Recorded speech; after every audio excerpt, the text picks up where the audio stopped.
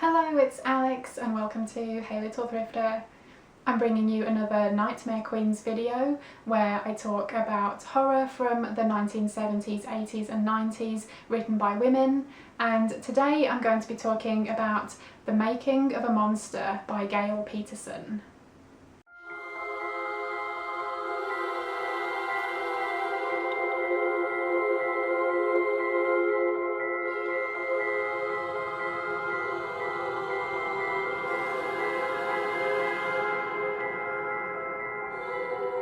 The Making of a Monster by Gail Petersen originally came out in 1993. It was published by Dell in their Abyss line, and it is a vampire novel. The main character is Kate. She is a married lady in her 20s, and she and her husband moved to Los Angeles for her husband's work. And Kate struggles to settle into Los Angeles. She finds it a very strange city, and she ends up getting some office temp jobs, but still doesn't really feel like she belongs there.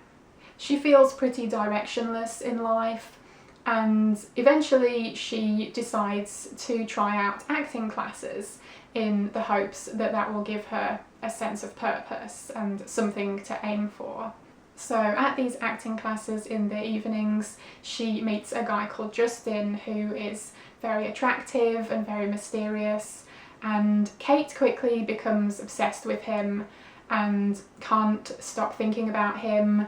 She thinks about having an affair with him since her husband seems very boring in comparison.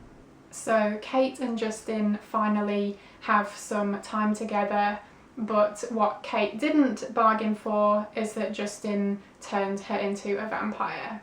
This wasn't something that she wanted or even believed existed, so she now finds herself in this completely new world and is understandably very angry at Justin for making the decision for her. So she basically tells Justin to do one and leave her alone, and she's going to figure it out by herself. She doesn't need his help. But she's now completely alone. She can't go home to her husband. She can no longer go back to New York and visit her family. She is struggling with this situation both mentally and physically, and she knows that she needs to find somewhere that she can hide in because sunlight is definitely not going to be her friend anymore. And also she's going to need to drink blood from time to time. Slowly Kate gets a handle on her new life, if you can call it that, and tries again to find purpose within it, and she decides her new calling is to join a rock and roll band. So she finds this band that she really enjoys and orchestrates it so she can become their new bass player. And we follow Kate and her various trials and tribulations as she becomes a member of this band, and they're trying to get a record deal, and there's a bit of romance. There is also a werewolf involved at some point. There is a cop looking into some mysterious deaths that have been occurring around Kate, and there's also a vampire hunter. So this was a good read. I quite enjoyed it. I ended up giving it 3 stars out of 5 overall. There were some things I really liked, and then some other things that I just thought were a bit mediocre, but overall it was a good one. Admittedly, some of the things that these characters do and some of their dialogue was a bit unbelievable and not super realistic, but it was still very readable and it was a compelling read overall.